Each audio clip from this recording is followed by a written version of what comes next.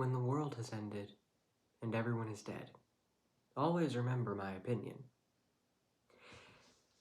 You know, they say that curiosity killed the cat, and then they also say that the cat has 9 lives. So why not be curious? I don't know. There's not really a lot of incentive there. Anyway, hi.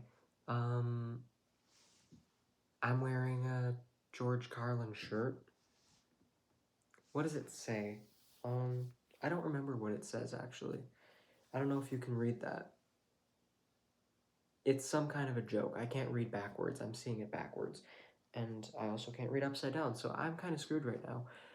But if you could read that, if you could make it out, I hope you liked whatever the joke was. I haven't worn this in a little while, so I forgot. That's all that there is to it. George Carlin is a comedian, for anyone who doesn't know. And he died in 2008. I think it was 2008. He died when he was 71. I think he was 71. And before he died, he basically covered everything that there was to say. People often called him a philosopher as well as a comedian because his comedy was filled with so much truth and so much weird thought. And by weird thought, I mean just what philosophy is. It's people who think about things that people don't usually think about, people who ask questions that people don't usually ask, about things people don't ask questions about. And he did that a lot. He did it very well, and the conclusions he drew were very interesting. And people say if he was alive today, but I say if he was alive today, he already said it all. Everything that he said since he started his, doing political, not necessarily political, but social humor, everything he said still holds, sorry about that, still holds up to this day. So I don't think he needs to be here. I think, pardon me, I think he said it all, and I think that's that. I don't know why I'm burping so much. I just had a sneezing attack right before I started filming, and I have barely recovered from it. I don't know where it came from or why it happened or what. I mean, I guess that's the same thing, but yeah, it's annoying when your body does stuff that you don't want it to do because you're trying to do something. For anyone who doesn't know what I'm trying to do, I have this weekly podcast every Sunday at 4 p.m. Eastern Time. I post a video that's part of this series called Fallen World, and I basically talk about whatever's on my mind that week. And it's always something that I'm interested in or passionate about, and it's always something that I have a lot to say about. And it's usually very philosophical. This week I'm going to try to be a little bit more focused. Based on the title, you probably have an idea of, I almost said inkling. I don't know why. I don't usually use that word. You probably have an idea of what this is about, and maybe you don't. Maybe you don't know what that means. But okay, so I'm just gonna explain everything. And sorry for wasting 3.5 minutes of your time already. But so there's always something that just pops up, and then you realize that no one's really on the same page, but the problem is that everyone is so certain that they're right. So I think what we need to practice, and what I'm going to try and practice myself in this video, is just calling things out for what they are, but first understanding what they are. So we're not going to come at this from a place of judgment. We're not going to decide that we already know what's right and what's wrong. We're just going to look at it for what it is and call it out for what it is. And it has nothing to do with your own life. It's not about ego. It's not about being right. Because first, I just want to explain something. What is ego? Ego is a bubble that you create for yourself, your own little reality that you feel safe. Why do you create this bubble? Because when you come into the world, you already feel safe and free because your guardians, your parents, whoever's taking care of you is at least supposed to be giving you that impression. They're taking care of the big worries for you, so all you have to worry about is just getting up and having your day. And that's why children, especially under the age of like 4 and 5, because they're not going to school, children are a lot more carefree, and just looking at the world through a curious lens rather than a cynical lens. And that's because their parents are being cynical for them. Their parents are worrying about all the things, all the darkness in the world, well, they just get to explore. And they don't see the world as dark or light, they just see things for what they are. It's very neutral. They don't see dark and light as dark and light, they just see it as different colors. And it's all the same thing. It's all filled with wonder to them. So that's really what it's like to be a kid. But it's also important to understand that as a child, you are developing your brain, your body, you're incomplete. You're sometimes only capable of feeling one emotion at a time. So you can be very angry one minute and then happy the next. And when you're really young, you're not going to care. Children all the time will be angry that they didn't get what they wanted, and then they'll be happy because they remembered what they already have. And usually you have to cry to get to that point. I don't normally have tissues next to me, but like I said, I had a sneezing attack, and I needed to do that. Anyway, you know how you don't really often see really young children holding a grudge, because at the end of the day, they know that they're still loved.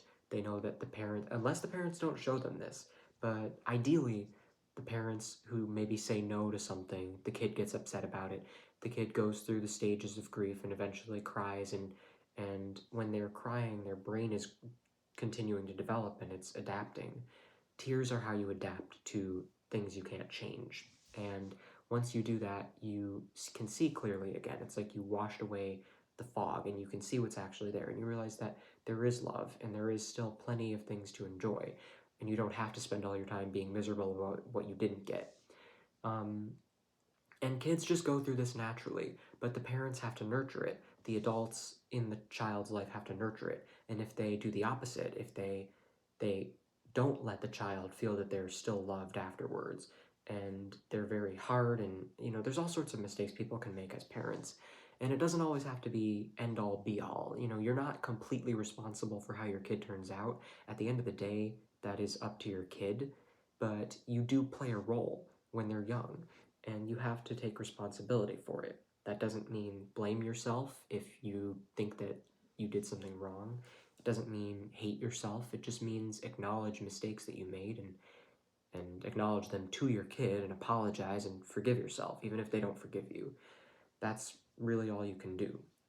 So the hardest part is just acknowledging it. That's really what an apology is. It's just acknowledging that I did this and it was wrong and there's no excuse. And that's that. So parents who make mistakes sometimes put their kids in situations where everyone's going to be on a different level of developmentally stunted. And ideally, your kid should go through these stages of grief and cry at a young age and then learn to adapt. And then practice makes perfect. And as your brain develops, you get used to doing that. And then you grow up into a healthy adult who knows how to balance their emotions and not get stuck on one thing. And then by the time you're old enough, if you're growing at the rate that you're supposed to and your parents are nurturing everything and doing everything right, then you should, as an adult, no longer need to feel that they're taking care of all the worries for you, because you can still maintain that childlike innocence and curiosity while also being a responsible adult and taking on the world, because you grew up. You are capable of understanding more, and you do understand more, and you're smarter, and you're physically more capable. You're taller, your voice is deeper. Regardless of your gender, everyone's voice gets deeper. And you're now a grown up. So this is ideally what happens, but this is not what happens for the most part. It's just what should happen.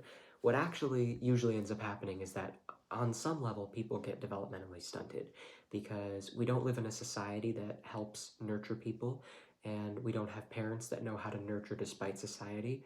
So we just have basically kids come into the world and they're kind of being crushed into conformity because they're expected to do certain things, and it doesn't really take into account psychology or mental health or physical health or anything related to how to live a productive and healthy life.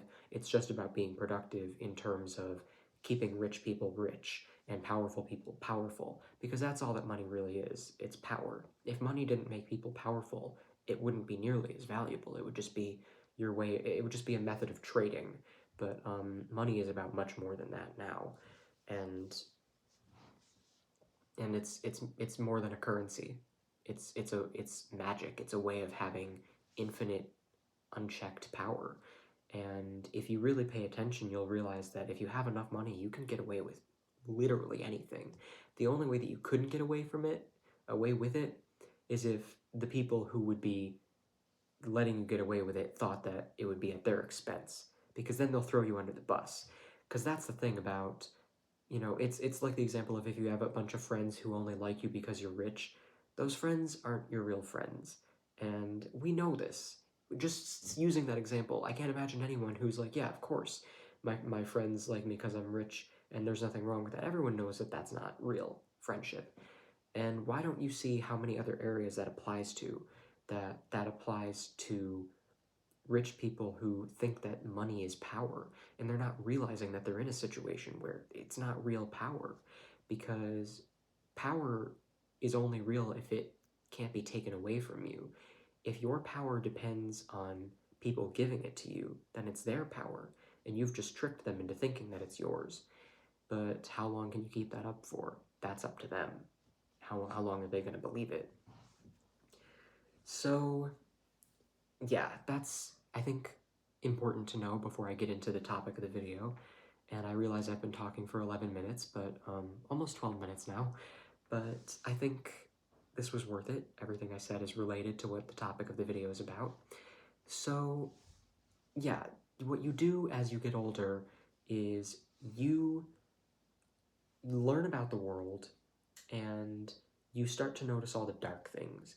And because we don't live in a society that knows how to nurture people in their growth in a healthy way and teach parents how to do that, so the parents don't know what they're doing, and then the kids just kind of on their own.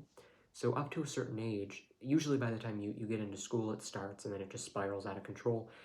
And you end up in a situation where you feel like you have to be responsible for what your parents were once responsible for, and you feel like it's too much. So you develop coping mechanisms. You shrink the world. You shrink a world that you once saw as infinite and magical and beautiful and wonderful, and you shrink it into something that you can control because you think you need to. And people do this to varying degrees. Some people just know what their values are, and they know that there's some things that they will never compromise, even if it means changing their view of the world, because on some level they have a relationship with faith. They trust that everything is okay, and it's sort of like their mom that they once had faith in to always love them unconditionally and to take care of all their problems for them and make sure that they're safe. Has now moved within them, and they trust that that's there, and that's something that they'll never compromise. And in that way, they do see the world in kind of an infinite way, but on some level, we all have some size of a bubble that keeps us from, settling into reality, which can often be very chaotic. And the more you see of reality, the lonelier you feel, because you realize that you're down on the ground and most everyone else is just floating around in a bubble, varying heights, varying sizes, and everyone thinks they know what they're talking about, but most people don't. And that is one of the things that I'm talking about, how you have to acknowledge things for what they are. That's just a fact. Nobody knows what they're really talking about. Nobody knows what they're doing, because nobody knows what they're supposed to do. Nobody knows why they're here. Nobody knows what here even is. We all were just kind of born, and we're like, well, here I am now, and I don't know what I am or what any of this is, but I guess maybe hopefully somebody here knows. But the thing is that when they got here, they were in the same position. And where did they find it out? From someone else who was in the same position. Nobody ever talked to the creator of all things, and even if you had, how could you possibly prove that it's really the creator of all things? How could you know that for sure? You couldn't. So no matter what, you have to take something based on a willingness to believe it, and you have to be open to possibilities. One thing we know for sure is that the universe is infinite, and that, I don't know if we know this for 100% sure, but I believe that energy is everywhere, and energy doesn't die, it only transforms. I believe that we're made of energy, and I think that when you see the world in terms of energy, it's a lot easier to understand what's going on, because you can read a situation a lot more clearly. People's words don't always match what they actually mean. Their words don't match their actions, and sometimes their actions don't match their energy. Someone could be kissing you, but you feel energetically like they're pulling away, even though they're coming closer to you, because energy doesn't lie. It's just, it's what it is. It's one thing that you can always trust. And I think it's okay to acknowledge that because the world is infinite, you don't have anything to be afraid of. You can acknowledge that there's nothing to be afraid of, because what if the universe is infinite and you're part of that, that means you're infinite, and that means that nothing really can happen to you. The worst that can happen is that you transform, which is the equivalent of changing your clothes or changing your look or changing your job. Change is an inevitable part of life. Everything is constantly changing, and you can't get around that. You can't escape it. And I think that's comforting, because that means that change is the only thing that can happen, which means it's both the best and the worst. So you can just choose to see it as the best, and the worst is just an illusion. In that way, danger is kind of an illusion. It's all just a simulation. It's simulated danger. None of it is real. Nothing is real. But at the same time, everything is real. And you can figure that out on your own. I can't make it make sense for you. But one thing I can tell you is that the people who have their bubbles, they're everywhere. And a lot of them are in really powerful positions to create systems that continue making more people grow up and have really small bubbles where they're not very open, and they don't have that core value of trust. They're kind of, their energy is very uncertain and chaotic, because their only core value is protect me at all costs, and they're in a constant state of survival mode. They're in fear, and that means that they have no real loyalty. They have no real certainty. The only things that they're loyal to are things that feed their ego, things that make them feel good about themselves. And these people are rampant. So the reason that this video is called Don't Say Gay is because there's this new this bill that's being passed in some states like Florida, and that's what it's being referred to. That's not like the actual name of it, but basically, I'm gonna burp. I'm not apologizing because I warned you. So anyway, I guess my understanding of it is that it will prevent schools from discussing matters related to LGBTQ plus situations. And the reason for this is, I guess, because they think kids should be focused on math and writing and, all the other subjects in school between, I guess, 2nd grade and 5th grade or something. But I'm pretty sure those are the numbers I heard. But, they're like, you shouldn't learn about, gender identity or sexual orientation until you are a certain age. And either way, it's not a subject for school. It's inappropriate. And there are, I think, that there are people who, like this one guy I heard who was talking about this. He said sexual orientation, and then he corrected himself, and he said, or sexual preference is what it really is. And to me, that one little thing just revealed so much, that it wasn't really about, it was about his opinion, which is why I started this video with that statement. When the world has ended and everyone is dead, always remember my opinion. Because that's what situations like this really amount to. It's just about opinions. And I don't really know what your opinion is. I don't care. Because opinions don't really change anything. It's just, I mean, everyone wants to say that they have a right to an opinion. Well, if you have a right to an opinion, I have a right to an opinion too. And my opinion is that you have no right to your opinion. So how do you argue that? Yeah. That's a George Carlin quote. I can't take credit for it. But, sorry, I just heard a thing make a noise. Yeah, so this bill, this is one of many things that keeps coming up, and these things are always rooted in this deep hatred of something, and they don't want to acknowledge what it is. But I think it's important to talk about not just one side of the argument, but let's acknowledge what's actually going on. What's happening is that we have a system, and I'm talking about the one that's in the US. I'm sure that there's systems for every major civilization, every society. They have systems in place and power dynamics, and they're all quite similar, but the US is the one that I understand the details of the best, so that's most of the time what I'm going to be talking about, and you can find points to how it relates to wherever you're located, because this is for anyone. I'm not making this just for fellow Americans, but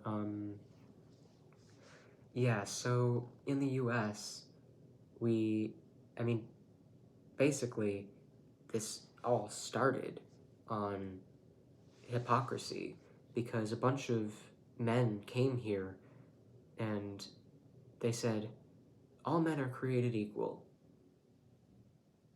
and we just want to be free. And we also believe that black men are not equal to us, and we don't want them to be free. What?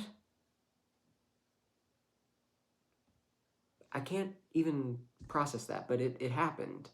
And it was extremely dark and extremely bloody. There were so many horrible things that happened, and so many things were built, even physically, structures built based on those mentalities, and those are still here today. And people would prefer to turn a blind eye. People don't want to acknowledge it. People don't want to acknowledge all the things that were built from that history and how it still exists in our society today. So let me think of, this is an example that someone gave talking about this bill and why it should be passed, and I just heard it, but I'm trying to remember what it was. It was something that when I heard it, I was like, okay, I can understand that. I think this wasn't it, but somebody else said that that's something that your therapist should be teaching you. It has nothing to do with school. That was one thing. It's gonna drive me nuts if I can't remember the thing, because this was like really important. It'll come to me, but I just think that people are way too hasty to take a stance on something and not really acknowledge arguments from another perspective. And the perspective that I heard first, because I grew up in a kind of nurturing environment, but I was also exposed to a not so nurturing environment with a lot of really toxic people. And in a lot of ways in my life and my childhood, I got to experience kind of all sides of things, the dark and the light, and I even went to public school and then was homeschooled. I experienced everything, and having those experiences helps me to see things from both sides so that I'm not just sticking to one thing. But I'm grateful that for the most part I was raised to be open-minded, because the first thing that I heard was, this is damaging to people. To stigmatize things like gender and sexual orientation and to say that that's not an appropriate topic for school is to make people who have different gender identity, people who are part of the LGBTQ plus community, people who are queer in one way or another, it makes them feel alienated. It makes them feel like they're not part of the group. Something is wrong with them. And you don't want to make people feel that way. And this was what I heard. I remember it now.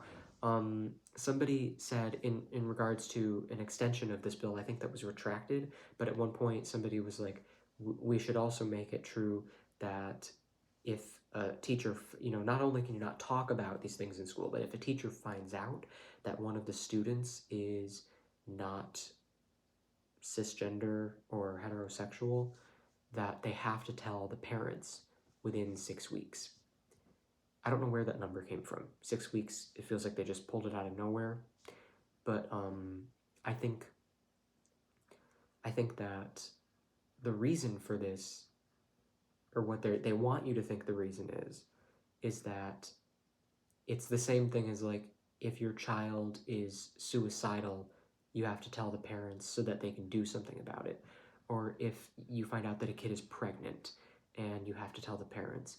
It's kind of in that same category, except this is so much more damaging. Finding out your kid is pregnant is damaging, and it can have really big consequences, but once it's over and done with, then that's it. Either you had the baby and your parents are dealing with it, or you had an abortion and your parents are dealing with it. But if you are transgender, if you are gay, if you are queer in any way, that's not something that can just be dealt with and moved on from. That's who you are. And people get kicked out of their family, people get disowned, people get attacked, and even worse, you're stuck living with them and being constantly reminded every day that they believe there's something wrong with you, that the way you are is either unnatural or a mental illness, a delusion of some kind, or it's against God if they're religious. And to hear these things, to come into the world and just hear all of this stuff, it's inevitable. Like I was talking about racism built into our societies, the idea of men and women being one specific way has also been there, although that idea has changed. Throughout history, we've had all sorts of different ideas of what's masculine and what's feminine. There was a time when men wearing tights and makeup was considered masculine, and powdered wigs, and that's still true for some locations, but like kilts in Scotland and stuff, wearing a skirt, you're wearing a skirt, and that's considered masculine. But regardless of how many times we change our mind about what's masculine or what's attractive, like there was a time that fat women were considered attractive because it meant that they were wealthy enough to afford food, and now being skinny is attractive. So these things, they change over time, they're malleable, and we refuse to acknowledge that.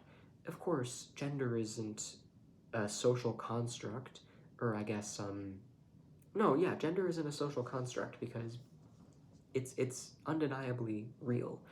There's even gender in like vegetables. A lot of people don't know that, but like if you actually look it up, it's weird. But gender is in everything, and we have to acknowledge that there is masculine and feminine, but it doesn't always mean what we think it means. Masculine traits and feminine traits have nothing to do with what we're often told it's about. Like, it's not about the color blue or the color pink, you know what I mean? That kind of thing. So, but this idea is being pushed on us. And whatever the idea is, even though it changes over time, it's always being pushed on us, and it's always aggressively forced that men have to be one way and women have to be another way. And we come into the world, and right away that's just there. It's in the language, it's in the jokes, it's in the TV, it's in everything that we're exposed to. Just the way that we communicate, it's there and you feel it. And what it does if you're queer is it makes you feel like you don't belong. It's inherently an alienating feeling. And every queer person has to deal with this, which widens their bubble a little bit, makes them a little bit more accepting. And that's why queer people tend to be a little bit more open-minded, because they kind of have to acknowledge that they aren't just going to be part of the world that everyone else is in. They have to kind of create their own reality. And that's what life is about. It's about being creative and understanding that you have an infinite palette to paint on.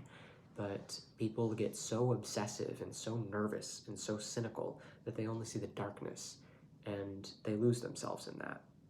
So this video isn't as short as I wanted it to be, but I have a lot to say, to be fair, so I'm doing my best. At least, even if it's long, at least I'll know that I'm proud of it. So, yeah. Anyway, I really just hurt my head when I leaned in. I don't know what I did, but when ow! I did it again and it hurt just as much. Something about tilting my head up. I don't know what. Yeah. Maybe it's how I slept. I don't know. Anyway. Yeah, so I was talking about that argument that people made, that comparing outing queer people to their parents, that's something that people who are like, aware of this kind of stuff, like on the left, liberals and stuff, people are just aware that outing someone is not something you ever do. It's a no-no. So when they hear something like that, right away they're like, that's wrong, and here's why it's wrong.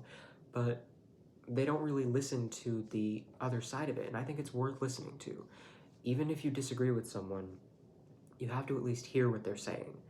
And you can listen to it without taking it personally. You can step back and just say, okay, let's hear the words for what they are and not acknowledge the energy of it, because this person's personal business is separate from whatever point that they're making.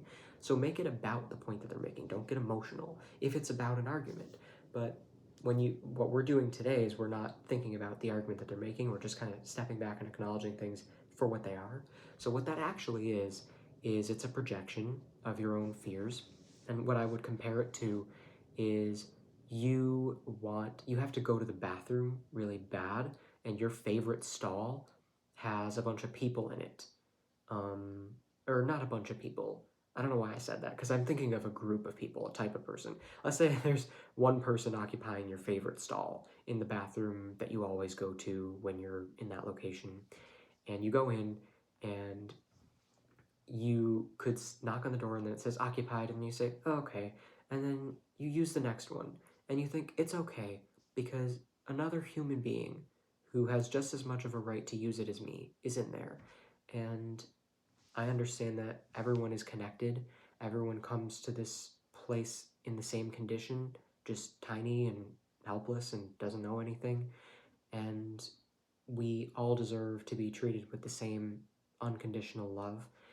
And when you understand that, that's when you feel most alive, because you're most connected with yourself, because you're already connected with everyone. And when you acknowledge that, that's when you're being yourself, because you're acknowledging the truth. So empathy is a really big part of that. You're using the other toilet and you're thinking, this one isn't as good, but someone else is enjoying the better one. And doesn't that feel good on its own? Just to be grateful for that? I mean, you're not in a terrible situation, but are you so needy, so weak, that you have to have the better stall, like a little baby that doesn't want to share? It's mine. That's basically what you're doing.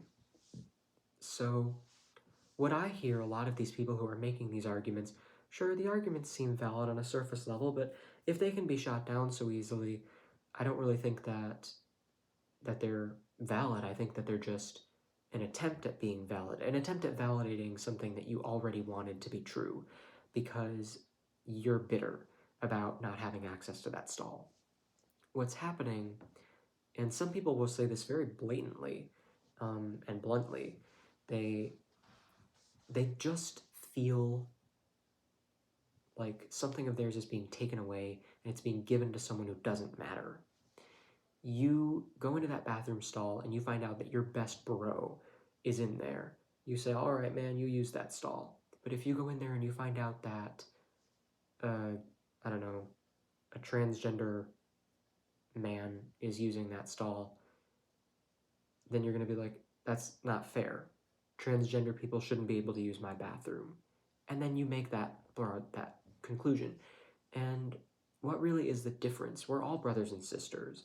You can't just call your friends bro. Everyone is related to you and connected to you. And to just throw some type of person under the bus and say, well, they're only this percent of the population or whatever. Do you hear yourself? Do you realize that you sound like a toddler saying, give me it, it's mine? That's not fair that they get to have it and I don't. That's basically what you're doing. You're threatened by the fact that their existence makes your bubble invalid because you've created a fake world for yourself to live in. And when anything seems sharp, like it might pop that bubble, you move away from it and you try to knock it down from a safe distance. People beat gay people up, queer people. Queer is an all-encompassing term. I think it means trans, everything. It means everything. Anything that's not considered normal. So people get beaten up, people get murdered, people get mentally beaten up where they want to kill themselves. And like I was talking about, imagine if you came into the world and right away you felt like just who you are was making you feel like an alien, you don't belong here. Or to be a person of color and to just know that you're going to be treated differently. Not necessarily that you don't belong, but that you get a different kind of treatment. And I think racism and homophobia are a very similar monster, but they're so, like, what I think separates them is that not many people give people of color the impression that they have no right to exist, but they instead just give them the impression that their existence is at a lesser level of importance. But queer people are often made to feel that they're a mistake, that it's a choice that they've made and that it's of the devil, or that it's a mental illness, and that can be even more damaging. But then again, it also can be something that you can hide. You can't hide the color of your skin. So I'm not comparing it. I'm saying that they're like two different kinds of the same monster, and it's coming from the same place. But I think that people acknowledge racism a lot more and don't acknowledge how serious LGBT issues are.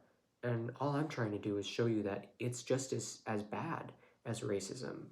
And in some ways, it's even worse. Not in all ways, because in some ways, racism is worse. But there's there's no way to say that one is better than the other, because it's human beings that are being mistreated, and nobody matters less than anybody else. Superiority is an illusion. And if you want to counter that point, I could do a separate video on superiority and why it's an illusion. And everything that I say, I can back it up. If I can't back it up, I'll take it back. Because I'm human. Sometimes I say things that don't make sense. Sometimes I don't know why I say what I say. Barbarb and Farbelyarp. What does that mean? You know, like, I'm not perfect, but I know what my values are, and I know that no matter what I learn and no matter what, changes as I learn more, is that I'm always going to believe that everyone deserves unconditional love. That's never going to change. And I think that people get so caught up in their own personal fears and how they're being personally affected by something that they turn it into a condescending way of saying, no, it's for your protection. Like, oh, you're pregnant? We'll tell your parents. My parents will kill me. Right, we'll tell them. Like, but they'll kill me, right? We don't have a choice. Well, why don't you have a choice? Because that's the way it's set up. Okay, well, let's talk to the people who set it up. It's for their safety. What are you thinking? These decisions are not made by people who've had to go through these situations. They're made by people who are not in the least affected by them. People who just have their opinions about it and don't have to go through it. So why are they in a place to be making these types of decisions? Because they can. Because their privilege is a very real thing. And I'm not saying that if you're privileged, you're bad. I'm not saying that if you're privileged, you're already not doing enough. But you can't pretend that it's not real. You have to acknowledge that you do have a different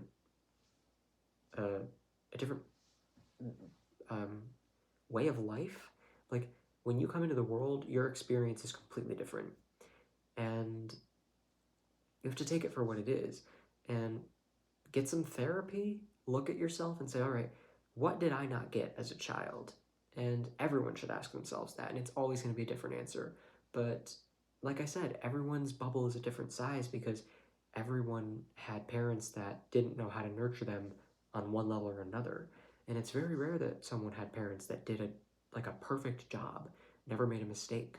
But being a parent isn't a full-time job.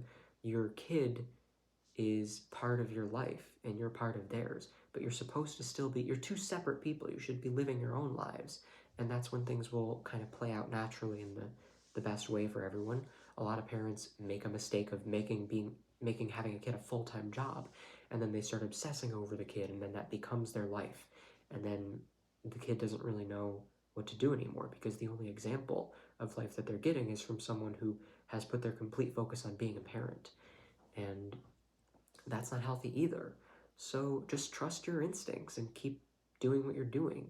And being a parent isn't rocket science. It's the most natural thing in the world. It's something that we need to do in order to keep our species from going extinct. How is it this hard to figure out? Because people scare people. People make it seem like it's some crazy hard thing. And George Carlin here made a joke, and he said, being a parent is the easiest thing in the world. People make it sound so complicated. All you have to do is follow the steps. The first step, you take your kid, and you take him out to the street corner, and you leave him there. You come back a week later. If the kid is still there, you got yourself a stupid frickin' kid. And then you just proceed from that point. I didn't want to swear, so I said frickin', because I don't know. I don't know what my audience is watching this, and I know that people get offended by certain words, which I could do a whole separate video on. Don't even get me started. But I'm not getting started today, so I'm not going to swear today. Okay, so final points as I wrap this up.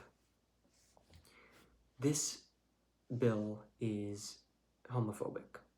It's coming from people who would kick you out of the bathroom stall, who would not have a problem with you being in there if you were their friend, but because you're a minority, they don't think that you're worth their time. So they're going to suddenly they're going to spend their time saying, hey, let me put a sign on this bathroom that says, don't use it if you're A, B, and C, because this one thing affected me once. And my question is, where do you find the time to suddenly make this agenda? And on a larger scale, my question is, the world is ending. And I mean that in two ways. We have climate change and we have wars. We always have tension about wars.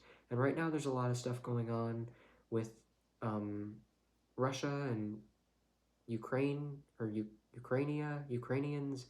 What is I don't know. How do I not know this? Is it Ukraine? I don't know. I've seen it so many times in the past few days, and somehow I'm just blanking on what the actual name of the place is, which does not help me look like I know what I'm talking about, but, yeah. Anyway, it's like people who think Norway is called Norwegia. Does anyone think Canada is called Canada? Ukraine, it's not Ukrainia. That's wrong. Craniums. Brain? But there's stuff going on, and it's really violent, and it's terrifying, and I just feel like I wouldn't be surprised if in the next few years we had a giant world war that went on and used weapons that are way too powerful, and we ended up killing each other completely, almost completely wiping out the human race, leaving just a few people behind. I wouldn't be surprised at all if that happened within my lifetime, or even within the next 10 years, or less, within the next 5 years. It wouldn't surprise me. And the fact that it wouldn't surprise me means that clearly we need to be doing something different. I don't think companies like Apple removing a charging brick from their phone boxes is doing as much for climate change as they want you to think. It's really like throwing candy in your mouth to keep you from complaining. It's like, here, shut up. It's like, oh, we don't want to look like we're not doing anything for the climate. Let's take out charging cables and then brag about how good that is for the environment. but not by saying how good it is, but just by saying how less bad it is compared to what we were doing before. Look at the difference. We were doing this, and now we're doing this, and it's like, you're still doing something, and clearly it's not doing any favors for the planet. And you know, when I talk about the planet, I'm talking about the things that exist here. That not the thing, not like a risk of things going extinct, or the planet itself as if it's a living organism being endangered, because the planet as a living organism can handle itself.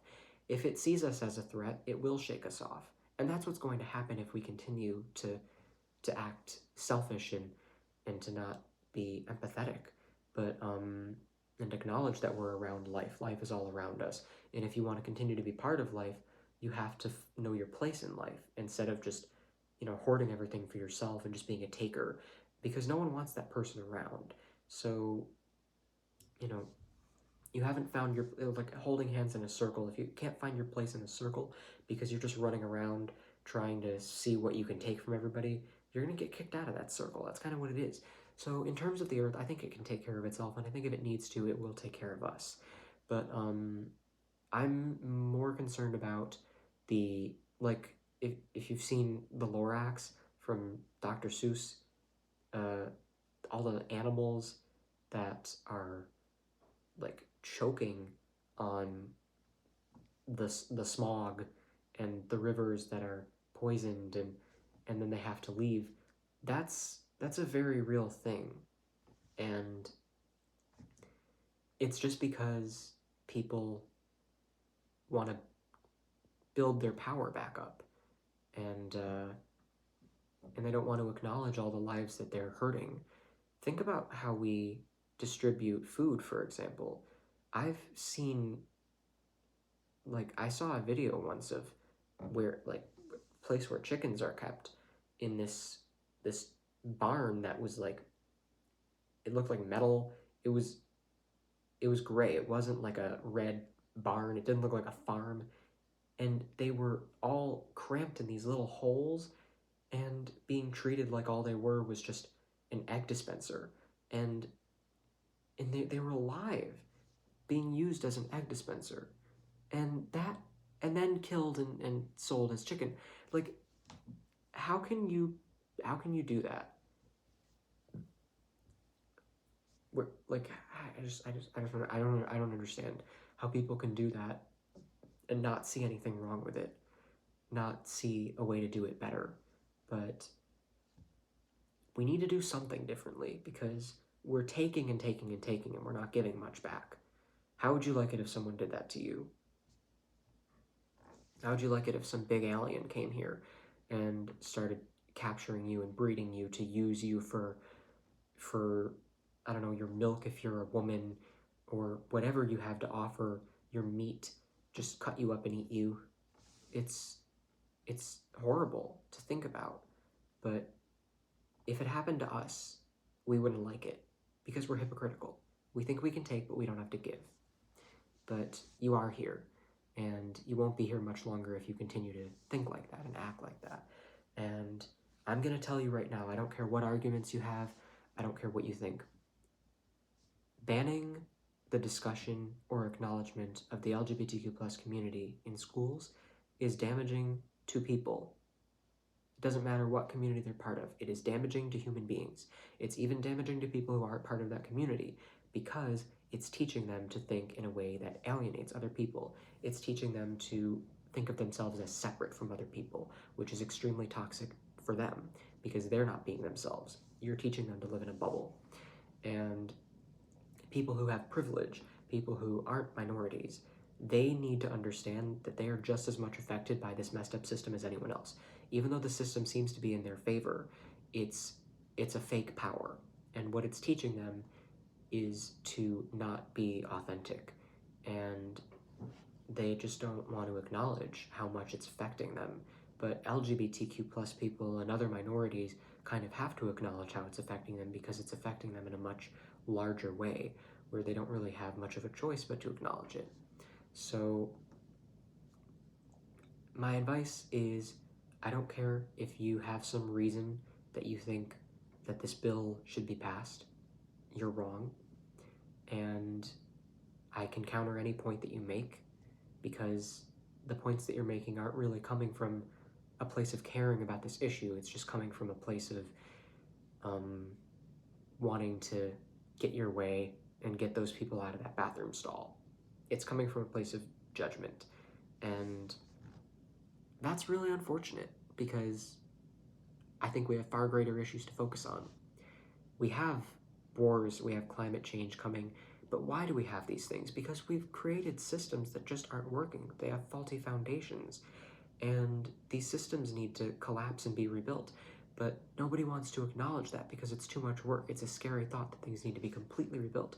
So what we would rather do is just say, all right, we'll do a little bit, we'll do less of this. That'll help with climate change. No, it won't. It's still coming. You haven't fixed anything, you haven't changed anything. You've just stroked yourself a little bit more so that you don't have to think about it. But you didn't do anything. So in the midst of all of this insanity and darkness, where do you find the time to have an opinion about LGBT people? When does it matter? How is that even worth a single thought? And I want you to think about the fact that there are actually people in some states who are putting their time and effort, using their positions of power to make laws that are going to make it harder for queer people to exist and feel accepted in the world. That's what they're putting their time into when the world is ending. Just think about that and tell me that something is not extremely wrong with just the way that things are in the world. Tell me we don't need major change. That is not okay, and there's just no way to get around it. So yeah, I needed to make this video. I'm happy with it, even though it was way longer than I intended it to be. I said everything I wanted to say, and then some, but that's normal for me. I always say more than I need to. But thank you for watching, and hopefully you'll tune in next week.